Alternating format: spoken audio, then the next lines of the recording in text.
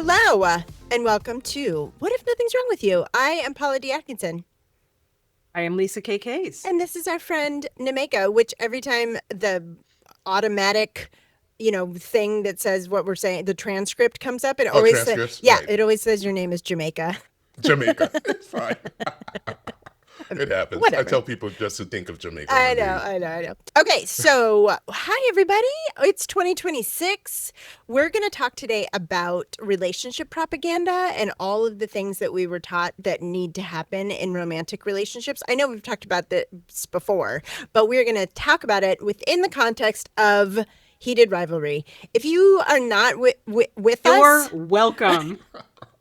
If you're not with us right now in the absolute obsession of these two men and this beautiful thing that this woman created and then these men acted out and the beauty and the perfection of it, go watch it and then listen to this episode. Push pause. Yeah.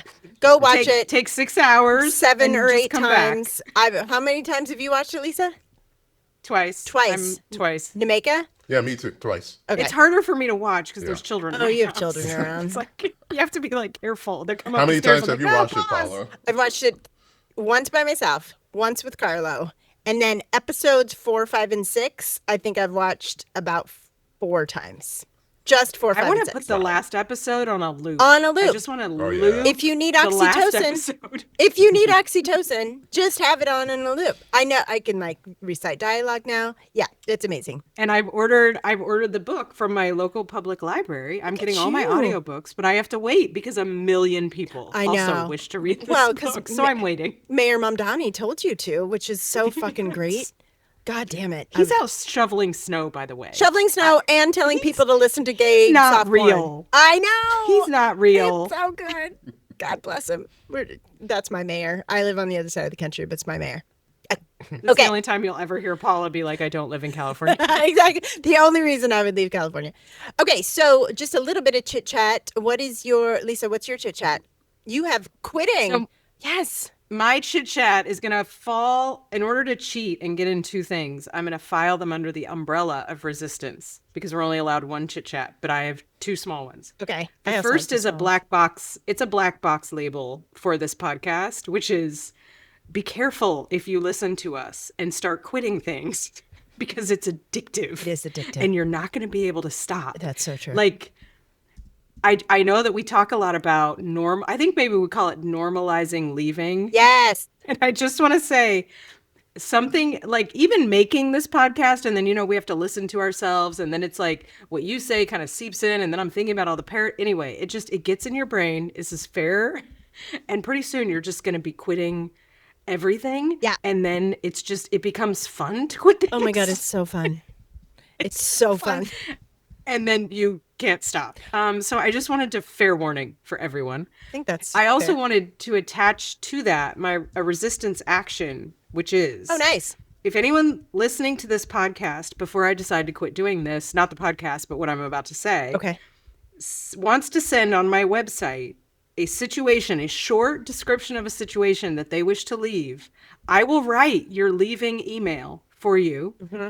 And what you will do in exchange is make a donation to something resistance related. I don't care what it is. Send money to Minnesota. Send money. I will, until I'm tired of doing it, because I can quit anything whenever I want, but probably throughout the entire Trump presidency, possibly forever, if we're in fascism forever. Exactly. Just send me a little blurb of your situation, maybe some words about the tone. Are we going to be angry? Do we want to be loving? Do we want whatever? And I will write you. And I can do it because they're really short. I've gotten them down to You really have. I am so proud of your ability to say less. I have learned it from you. It's like an art form. Say less. Say less. Anyway. Amazing. I will write your leaving email and you can just give a little something to the resistance. I was just going to say, as a menopausal lady, I feel like this is a service for other menopausal ladies who are like, I'm tired. I'm not doing this anymore. Right? Yeah. We could just write, you are getting incredible at it. We could just write no thank you emails for menopausal women. It's really what very do you want to easy quit? For me. Girl, what do you want to quit? And I'm trying. You know how people think of those ways to like give back in a way that you're like, that is so genius because it solves multiple problems at once. This, I think, I've been looking for it for years. This might be my way. Amazing. If you have we can liberate women and fund the resistance. If you have something you've been attending for years and you're just like, I'm all done. I think I'm all done. Just let Lisa or I know, and we will write your exit email for you.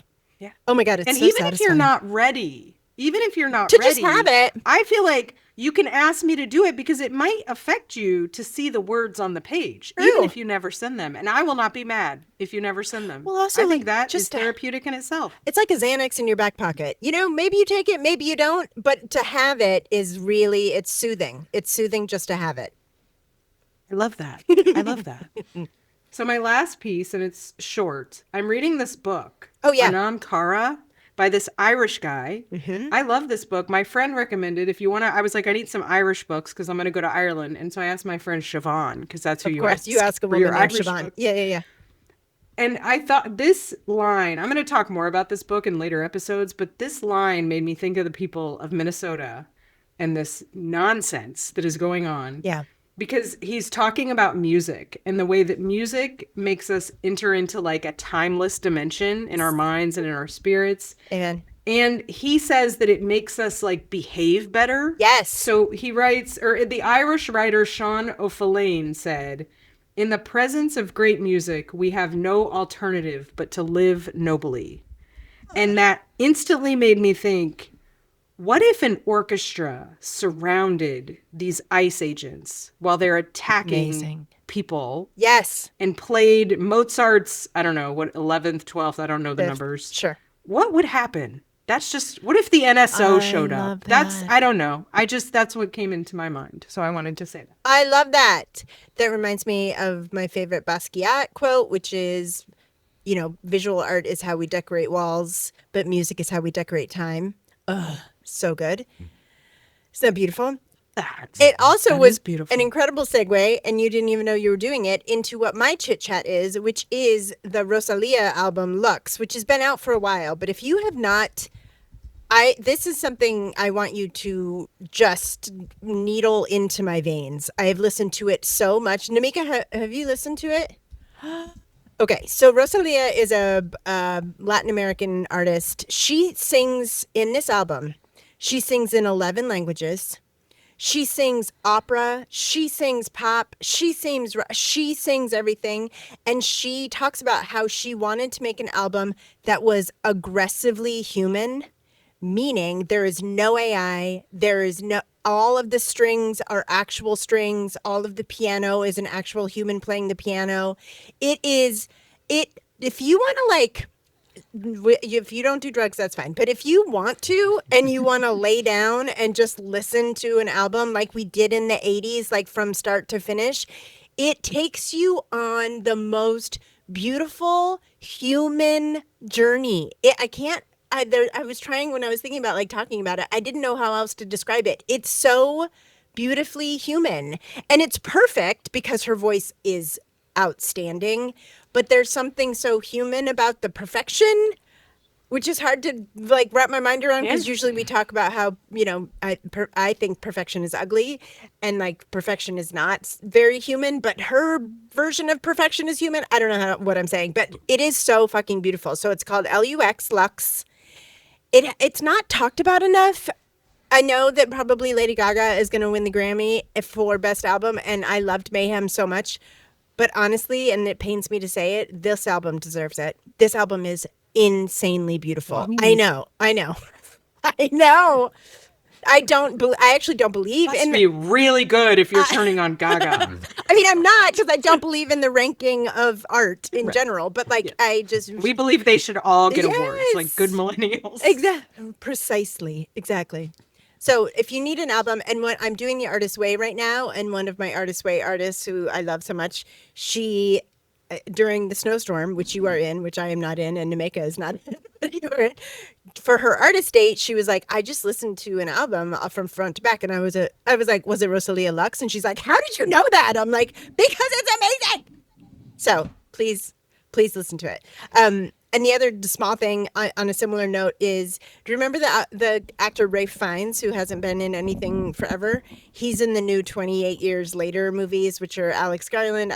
They're zombie movies, blah, blah, blah. I don't know if you're into that. But the last two movies are 28 years later.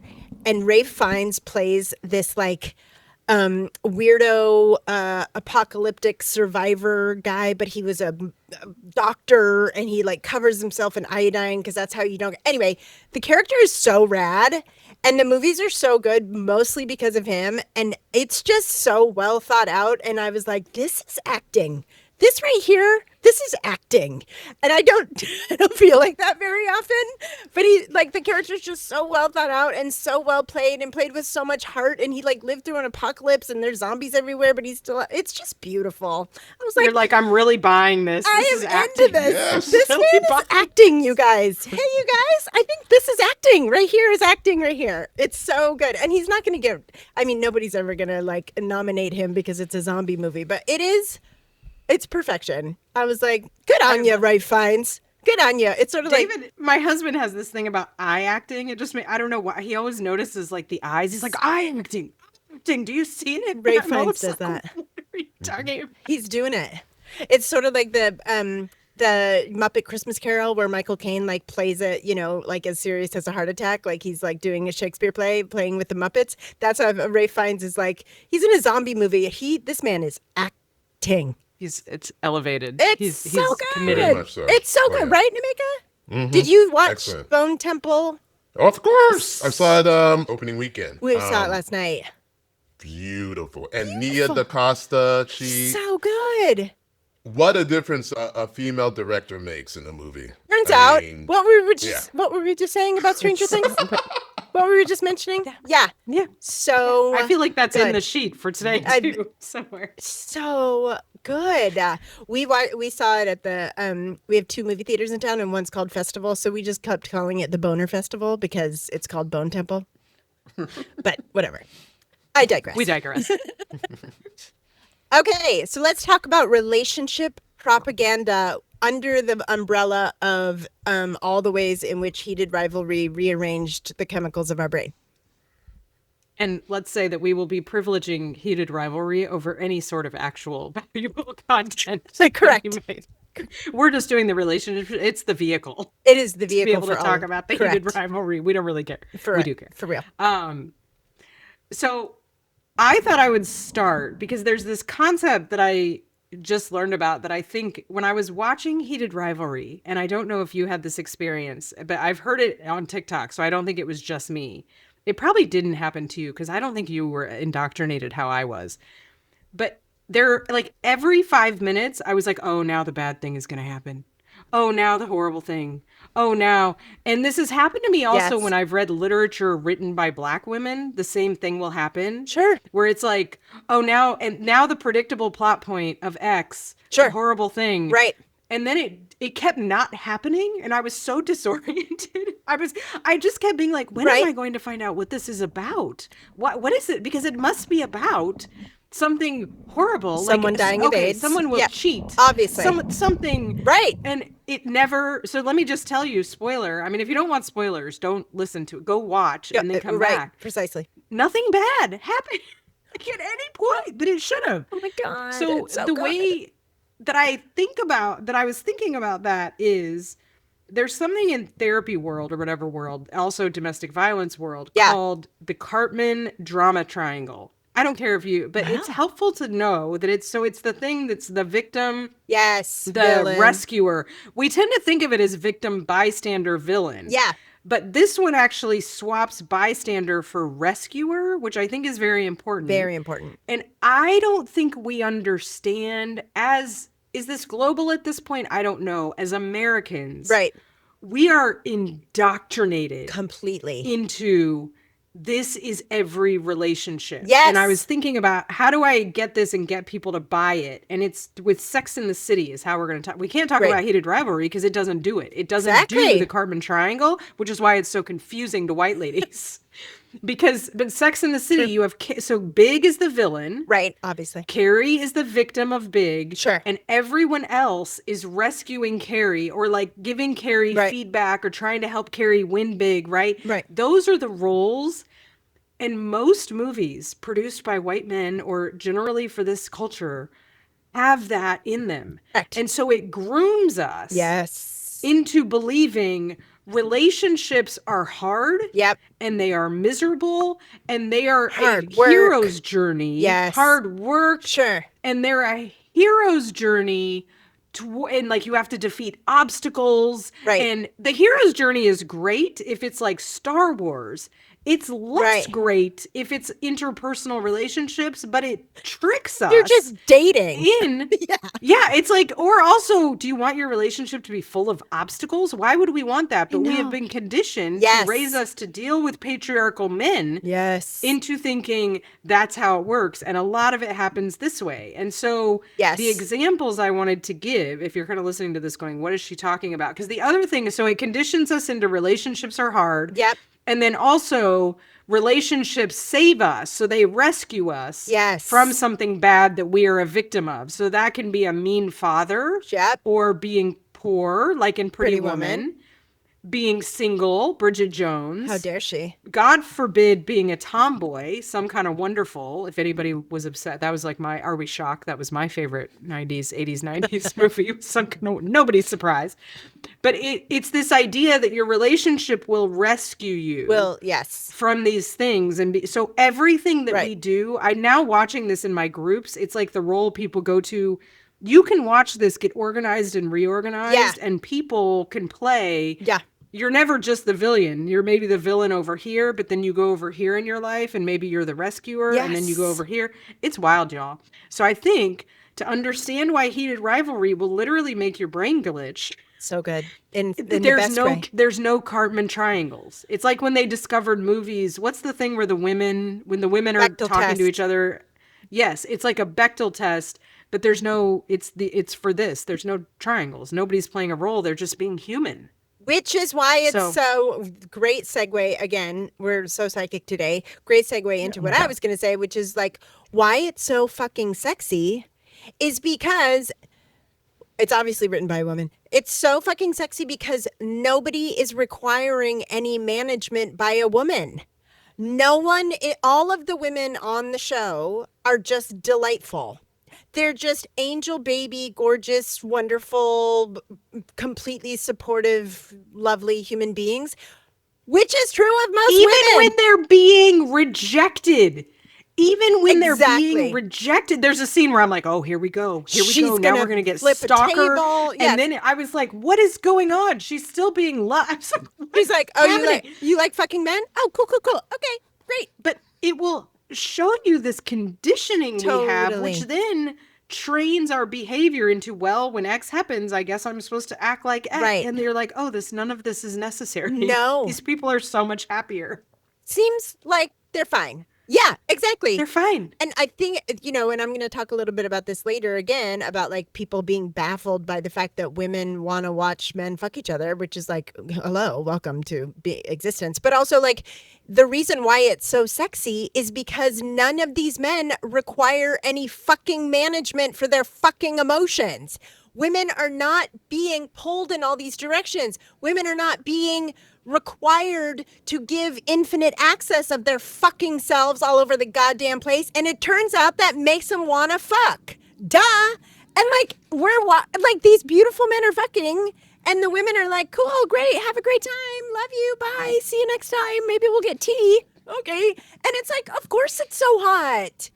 Because it's the opposite of women's actual experience, which is that we're required to manage men's feelings all the goddamn time, and it turns out that makes us not want to fuck them. Turns out it's not sexy. It's not sexy. It's not attractive. It's literally, I mean, I sometimes, like, you could use the P word about it. It's like, I don't want to be, no one's attracted to a child. If you're not, like, that, it's like, and it creates men, the way this hurts men, and what I see in my practice is men with no agency. Exactly. There's no agency, and they don't feel good about that. No. That's not good for them. No. They have a bunch of self-loathing, And they're just like agentless, like, well, who's going to tell me? And it's like everyone in this show has full agency. Just doing no what they one want. needs anything. No one is miserable. Even the guy at the coffee shop, he's like, I'm getting my degree. I got my, like, I'm just going to make some nobody smoothies till I get my art degree. needs Okay, Kip. rescuing. They have friends. They're happy. I mean, I'm like, this is so, and I just need to say. So good. That talking about heated rivalry is, I think, the only thing I've ever seen make Paula, like, mad and fiery. Because it's so beautiful. Because you're like, oh, this is how it could be. Yeah. This is what we've been robbed of. Robbed of by the culture that says that it's women's responsibility to make sure men are okay and happy and comfortable all the fucking time, and it turns out that makes them not want to have sex with you, if that's their requirement, if that's their role in your life. But all of the women are so delightful. It's also like so nice because that's how I know women to be. Like, I went to theater school. Do you want to know how many gay boyfriends I've had? Like, so many. And every time they were like, and I was like, like, fly, be free, little bird. Go, do your thing. I never burnt any gay man's house down because he didn't want to have sex with me. Like, that's not, like, women most of the time are like, oh, good. You like boys? Cool, cool. Great. Let's, I don't know, go to the gay bar. Let's hang out. Let's be best friends. Like Rose Landry. That's how women are. Yeah. God. Yeah. If given, like, all of the information. And I think then there's that piece where there could have been a really deceptive, problem. If she had just kept deluding herself, which I think is what women get encouraged to do, is just like about whether it's that they're secretly gay or like women get encouraged to ignore that voice inside of her that was going, something is not working. Right. And if we get taught to, whether it's about anything, like he lives in a city I don't want to live in, or he's not treating me great, or like, I don't think we're compatible about XYZ. It's like she listened to herself. She was just so like, beautiful, you know what? Just show I'm up. just going to call out what's going on. And like, is this possibly, and it's like, and then we can work with it's not reality a big deal in front of, not a big deal. Not a big He's deal. like, not really, but this other guy. But there's he this was Russian. Anyway, I know, so cute. so cute. We haven't even talked. He's like, I need this to be very concrete. I know. So cute. But yeah, it's like that, not listening and then being able to directly name it and talk about it. Sure. We've been talking about this a lot. Like the ability to just name what is happening in the relationship. Yeah. And when nobody is scared of being dominated, nobody's scared of being like rejected, nobody's scared of being shamed, nobody's scared of being humiliated, all these things that come with patriarchy, they can just answer honestly. Right. Then people don't have to feel like cuckoo for Cocoa Puffs because they can't figure out what's going on. And I kept being like, oh God, now's the part where he's going to pretend to be straight and then they're going to go off on this journey. I was like, no, that's what I thought would happen. Of course. No. And I love it too, where she's like, I just don't think we should keep trying. And he's like, yeah. And then she's like, so let's be best friends. He's like, okay. It's like, and the relief. It's so simple. The relief. They're both so relieved. I and know. It's just like, oh my God, just name. So great. What is there? So good. So good. The idea of relationships existing outside of power. Yes. And oppression. Yes. And hierarchy. Yes. And usually, I mean, in this case, what this show strips is any financial power. Yes. Like even the coffee shop guy dating the professional hockey player. Again, spoiler, don't be watching. Dating the professional hockey player. He's fine. Like he doesn't. And so when then you got two professional dad who's so he's like precious, adorable, and so the supportive parents. And that was the other thing. I was like, oh God, here's where the parent is going to be horribly abusive about him being gay, and it never happened. I was like, what am I? Why? She was more worried about her wild. Yeah, him letting Boston win than she was about her kid being gay. So perfect. Yeah. And Kip's dad at the game. But obsessed. It's like, and then the main relationship is totally stripped of power because they're equal. They're totally. And I was just like, what would it be like? To be in a relationship where it's also nice that they're both rich. So that's fun. Because like, I guess equally, but I'm like, to be in a relationship where it is totally stripped because they're the same gender, they're the same, there's nothing in it except how they feel about each other. I was like, that I have so grief hot about that not being accessible and like normal. That's why in our it's culture it's that you it's also so hot, right? What I said before, like oh it's my so God. sexy because it turns out they're just choosing each other. There's no ulterior motives. One person is not trying to stay alive. One person does not need all of their financial needs to be met. It's like they're just choosing each other. How fucking hot. They just get to be people. Everyone in this show it's just a person. is just a human being. Shocking. Like the men, the women, and they all have the other thing that I loved. Well, this kind of goes into the next point. I'm just going to fold it all in because I started. Nobody cares about their job. I know, I love. The job part is like, which if you, I was Yes. thinking about the movie The Cutting Edge, which I was obsessed with The Cutting Edge in the 90s. Oh my God. I don't know why I was so obsessed with this movie, and the guy, whatever his name was, I thought he was the greatest. Anyway, it's this whole thing about two hockey play, like, or not, ice figure skaters, whatever. Well, a hockey player becomes a figure skater. Yeah. They go to the Olympics.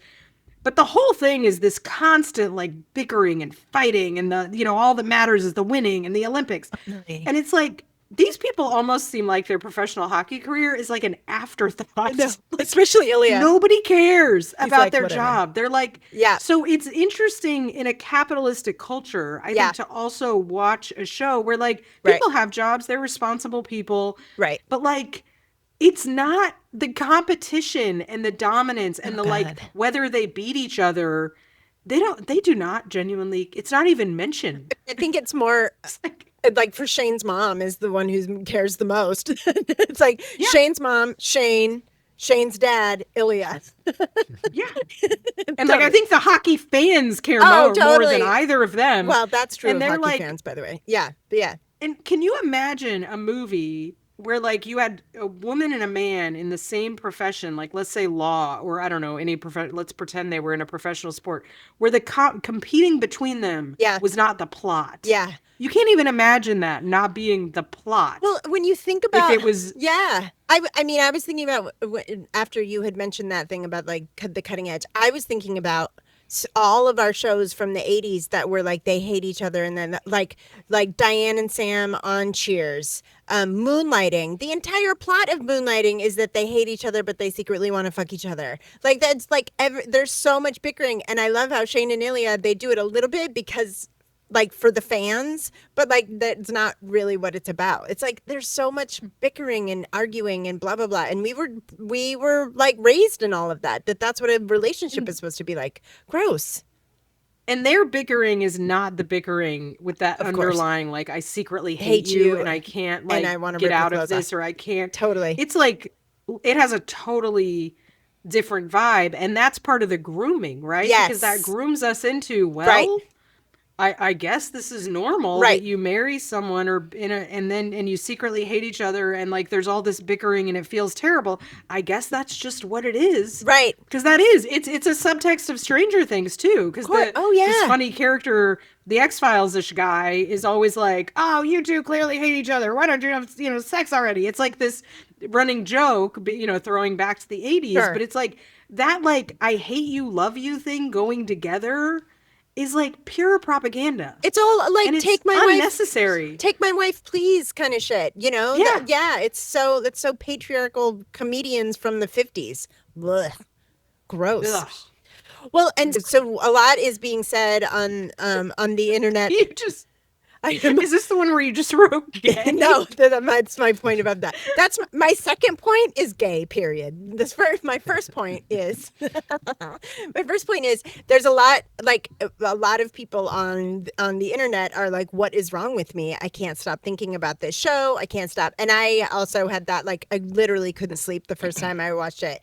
And I would love to remind everyone, my job is a eating disorders therapist, and I would love to remind everyone that starvation is the precursor to compulsion and obsession. So if you are starved of something, you will then, right? Like I had a client I was just talking to a couple weeks ago talking about how they're like really upset with their addictive behavior, blah, blah, blah, blah, blah. And I was like, I don't believe in any of what you're fucking talking about.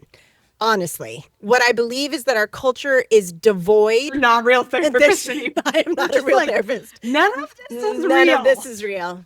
None of this is real. There's nothing wrong with you. Our culture deliberately is devoid of joy and pleasure. And so you get a little bit of oxytocin off of playing solitaire. And now all you're going to do is punish yourself because all you want to do is play solitaire. Like, this is not, you are not addicted. You were starving, and you get a little bit of dopamine from whatever it is you're doing. And so I'm saying all this to all of the people out there like myself who are and I was talking to my friend over the weekend about this, who are obsessed with this show. You are obsessed with the show because you have been starving your whole life for imagery and illustration of male tenderness. There is so much oxytocin flowing through your brain when you see these two men be tender and kind and loving and compassionate to each other. And your obsession with it is absolutely natural. It's like if you don't eat carbs for, 10 years and then you start eating carbs and you can't think of anything else other than potatoes. That's survival. That is your survival instinct. Yeah. This is evolutionary. We are so starved. I can't stop talking about how, like you're saying in the show, there's no guns. No one gets blown up. We're not killing an evil monster. No one is shamed. There's not even any shame. There's a part where there should be in the normal order of things. And you're like, oh, here it is. Nope, it goes fine. Oh, everyone's good? Oh, okay, great. They're still fucking and looking gorgeous? Fantastic. Great, okay. Like, he can come out and there's no consequence. Oh, okay. His whole career doesn't get tanked. Wow. We are so starved for for oxytocin, which is the love chemical in your brain. And so when you see, that's is why you said earlier, Lisa, and I too, like, if everyone could just have episode 5 and 6 on a loop going, it would cure all that ails us. We would be fine, because it really, this is why you're obsessed with it, is because you have been starved your whole life of this imagery. They're beautiful to look at. They're perfect creatures, but also, like, the way they look at each other and the way they are with each other and the way that Hudson and Connor, the actors who play them, are with each other is so warm and delightful and delicious, and like such bisexual theater kids, which I love so deeply.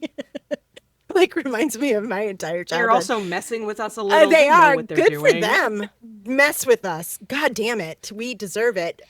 So I just wanted to say that like your starvation is the reason for your obsession. And so the only way to cure an obsessive compulsive obsession that is a result of prior starvation is to never starve yourself again. Right. So when I work with people who have a history of starvation called dieting, and they can't help themselves and they can't stop eating Nutella or whatever, the cure for that is to never not have Nutella in your house. That is the cure. As long as there is no threat of future starvation, eventually the compulsion and the obsession goes away. So watch it on a loop.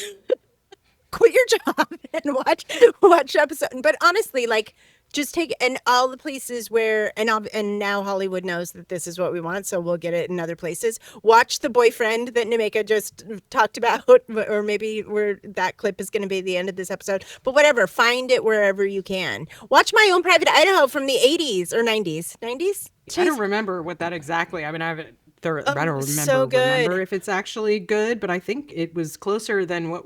Yeah. I mean, Sex and the City. Oh my God. I never actually watched Sex and the City. Armie Hammer. You know how much Sex and the City I watched? I mean, I feel truly groomed. Like, messed with. I hated that show. I tried to watch it, but I was like, I don't like it. That's because you're less indoctrinated than I was. Like, oh, this is a manual for life. Oh okay. My God. It just felt like straight girl indoctrination. Yeah. Okay. Anyway. Yeah. That's why you're obsessed with it, and it's fine. And it's actually your obsession with Heated Rivalry is a good sign. It shows that you are taking in nutrients. And it gives us a model. Yes. I think that's what is so wild for, like, white straight women, for me anyway, was like, right. Oh, I've literally never seen an example. Right. Of, like, what the alternative. And that is, like, when people come into therapy, right? Yes. And they are, especially I see this in groups, and like they receive care instead of like attack, or it's very disorienting, and like, and that's kind of what this is. It's like you have no model. Oh yeah. For what this, or I sometimes have people that their nervous system has been so dysregulated and in survival mode like their whole life. Yes. And I do hypnosis now to like, I'm like, I just want to give you 5 minutes of experiencing what calm feels like, so that your nervous system knows there's somewhere else to go. Because we have to first build some idea in you that there's an alternative to this. Right. Which if you grow up in total survival mode, you genuinely don't know there's an alternative. And I have to, it's like, I want you to experience it. And Heated Rivalry is that. Yes. Around like, it's a role model of non-hierarchical, non-dominance based love, that it's like, we don't even know what that is. And I love the starvation analogy is brilliant. We're starved. And we're starved. And I would say also, I think also what people are processing in it is grief about what has been lost. Oh, yeah. So it's also, and I don't even think we're aware of it, but I mean, I was like having feelings. It's like there's a grief associated with what it robs us of. Correct. That this isn't our and it's patriarchy. It starts in childhood. Yes. Parent-child relationships. Absolutely. Are founded in dominance, and like we are missing it from like infancy, guys. This isn't just romantic. It isn't grief. just romantic. It's much bigger than that. Yes. It's way bigger than that. Yes. So if you are triggered, if you cannot stop, I'm with Paula. Like, take in as much as you need, and maybe find the like, oh, she also wrote, and the if you love Heated Rivalry, you might like. Because you have to know where you want to go. Yes. Like, all we know is what doesn't feel good. That's all they're showing us. We've been taught that's the only place we've ever lived. So we didn't know that there were alternatives. No. But it turns out it's not supposed to hurt. It turns out it's not supposed to feel bad. You're in the cave. Yes. We're in Plato's allegory. We're in the cave. Guys, we can leave the cave. We're in the cage, and they lifted it, and the bear is still walking in a circle. Yeah, totally. Yes. Yeah. I was just talking to a friend over the weekend, another gay male friend who is obsessed with the show. And he was talking about how his boyfriend is like going away, and he's freaking out and blah, blah, blah. And we were talking about it within the context of Heated Rivalry, of like giving yourself the opportunity to have corrective emotional experiences, which is something we say in the biz, which is like, and taking in art. Art is a corrective emotional experience, and this fucking TV show is fucking art. So like, to take it in and allow it to be a corrective emotional experience, that this is possible. You are seeing it. Your subconscious and conscious brain is seeing it on the screen. It's okay for it not to be fraught. It's okay to trust that somebody has positive intent. It's okay to trust that not everybody wants to hurt you and harm you. It's like, it's so hard to like take it in.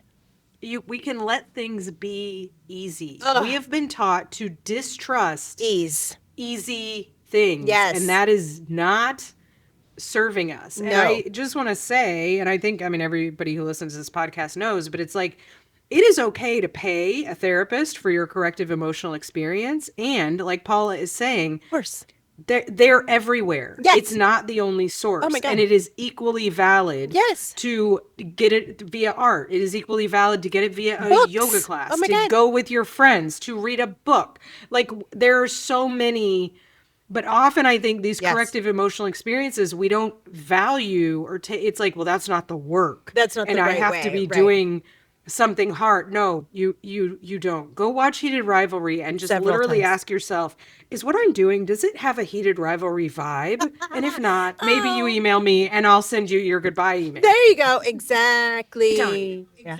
Exactly. Oh my God, I love that. Okay, so my last point, which harkens back to other points we have made, or other points I have made, is which is the part on the sheet where it just says gay. This is the part that drives me insane, and I know not everybody's going to agree with me, and maybe I'll get canceled, but I don't care. I love that this show is an illustration of what I have said forever, which is everybody's gay and everybody's hot.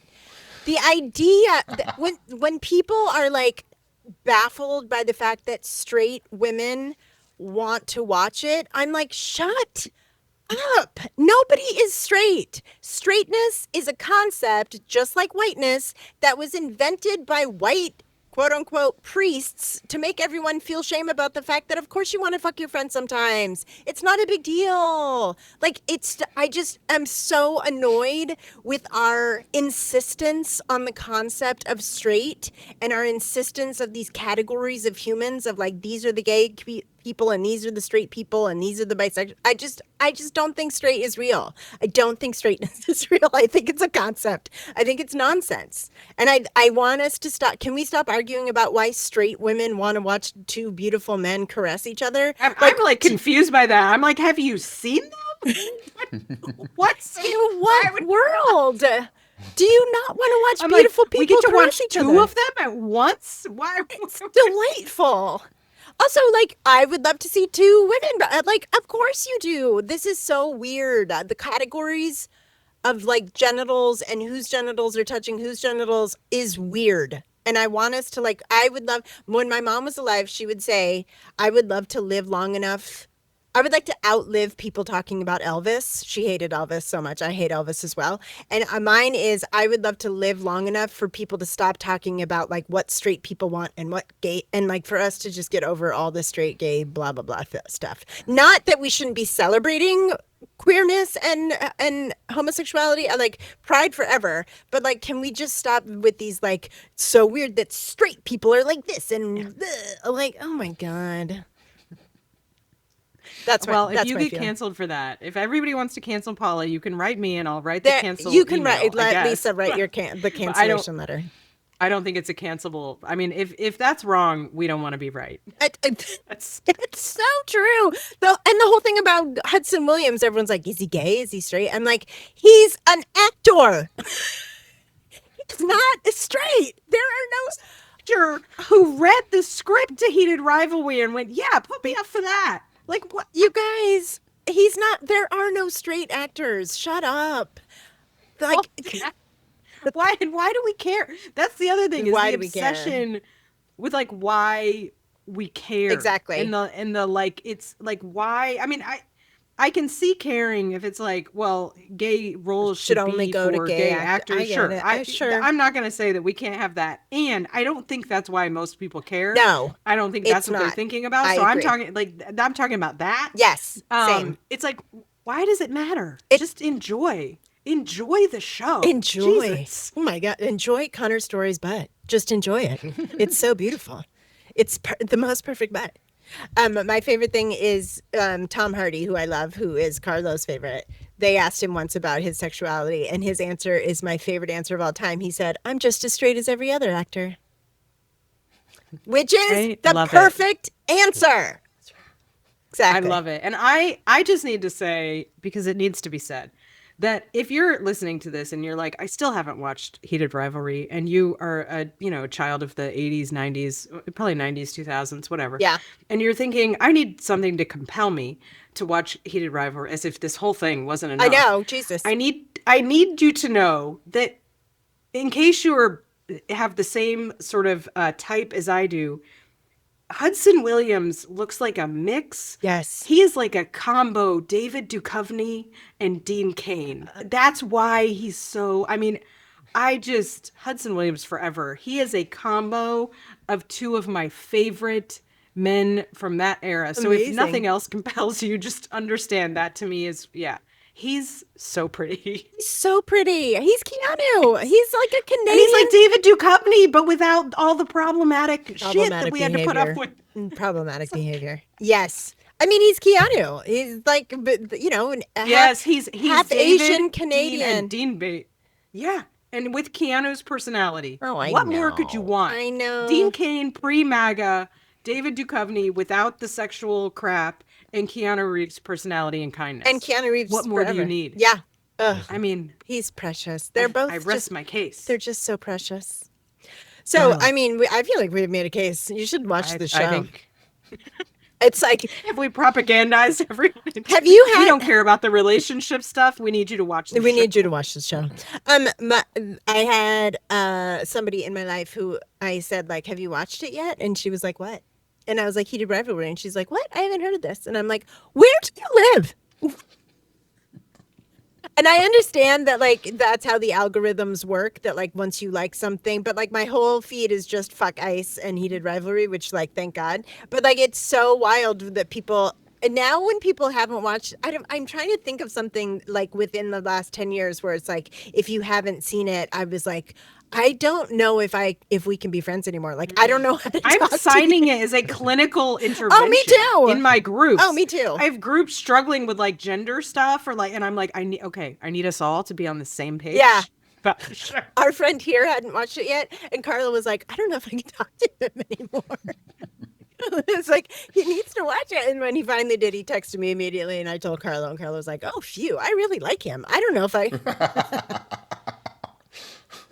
I was like how people feel about MAGA people. Totally. Like, have you watched? Right. We're now down to the like. Have you watched Heated Rivalry? I don't know if we can talk. I don't know what to talk about. It's a litmus test. I don't know. This might end. So if you have any thoughts or feelings about any of that, we would love to hear from you. If you want to cancel me because I don't believe in straightness, that's totally fine. Lisa can write a letter for you, and we will talk to you next time. We love hearing from you, by the way. Please ring the bell and follow us. I am Paula D. Atkinson on all the things. Lisa is the Lisa K's on all the things. Is there anything else? Oh, give us some reviews, you guys. Just a little iTunes review is so helpful for the algorithm and for us people to be able to find us.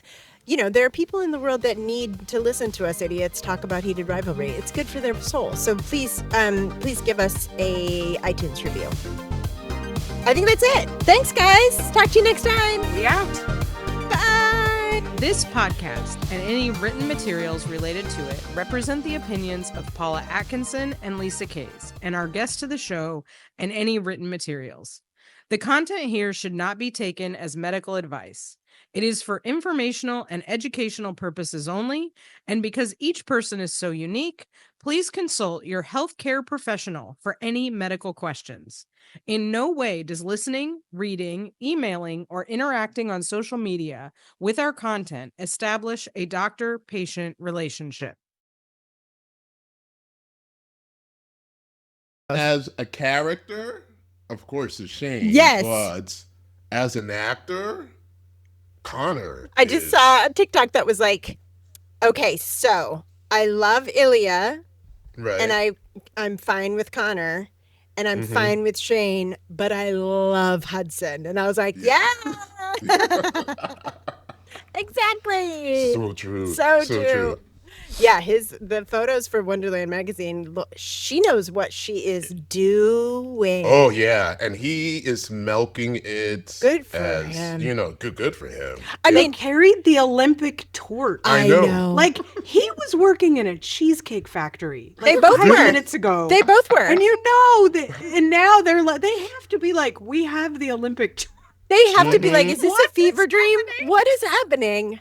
It is crazy what's going on. But you know, oh my God. good for I'm telling you, just good for them. Good for you. know? Good Yeah. for you. Did you see? I couldn't stop thinking about it. That showed Bill and Ted, and then it showed Ilya and Shane, and it was like, it turns out my obsession with heated rivalry is because of my secret desire for Bill and Ted to kiss, like since the 80s, and I'm like, so true. So true. I just flew across the country to see them on Broadway, and they still didn't kiss. God damn it.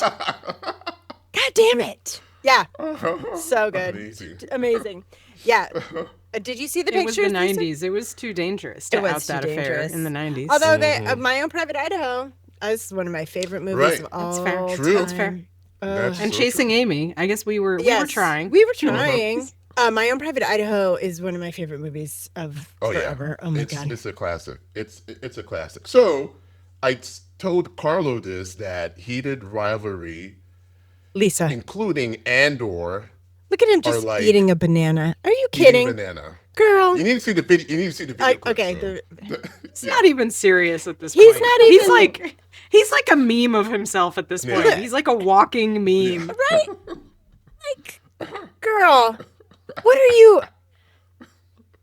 Oh my God. What? That was inappropriate, Paula. That's what David would say. Inappropriate. It feels really appropriate to me. Feels exactly what we need. Yeah, what were you saying, Nnaemeka? Sorry. Oh, yeah. No, you're good. And so Andor and Heated Rivalry were like the best shows of last year. 1,000%. For sure. Yeah.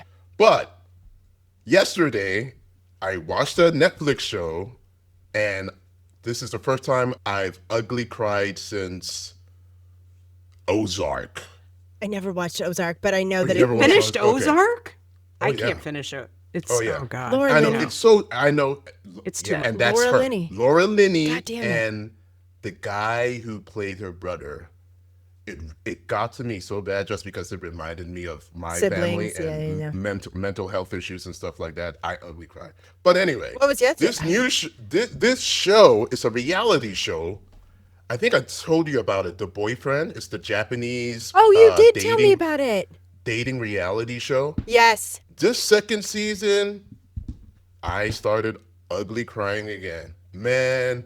What is it about? Isn't it like The Bachelor, but for gay men? And yeah, pretty much. But Amazing. it's like but you're watching it in the context of this is a Japanese society who are now like embracing gay culture in a way. Sure. But they are still going through a lot of the shit that we had to go through. Still like in their bodies. 30 years ago. Totally. You know, and them coming out and oh my God. But the way Japanese culture is, they're like so earnest and like they are.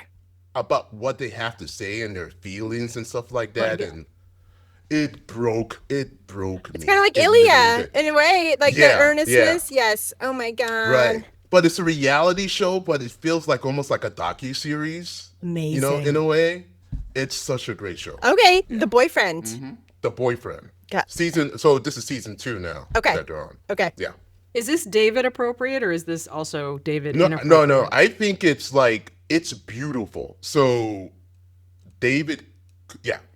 And they will not be having this. sex every 10 minutes. No. It's not Damn about it. the sex. I'm not it's interested. It's about talking out your feelings, you know. In Japanese culture, that's huge. Yeah, Yeah. building, relationships and stuff. That's We may do this after Stranger Things. Amazing. Yeah. I can't believe you're watching Stranger Things. I could not make myself. You watched it too, Nnaemeka, didn't you? I have to watch it Oh, yeah, I finished again. it. But Oh, did you you watched it hear again? that? Rewatched I have it. to watch it again because of David. So I haven't seen season 5 because I'm going back so that backwards, David okay. can catch up. I would Right. not be. I was done with it on like season. It's too scary. It's But yeah. did you hear the thing about the wife? That like What? Stranger Things is so good because basically the Doofer brothers' wife was writing it all for them, of course. Yes. And then they got a course. divorce. Yeah. Right. And And then evidently the last season season, 5 is so bad. It's not so bad, but you can tell the quality just dipped. And Yeah, that's it's like evidently Furiosa. very bad. It's like Furiosa. The reason why Furiosa was so fucking good is because Miller, Yeah. his wife was the one who actually did the editing of the film. She was like, just let me do it. And it was like the best Mad Max And it movie of makes all sense. times. Of course. And it makes sense. Just We're let women behind do everything. everything. Just let Everything women do everything. good. Just let women do everything already. Jesus.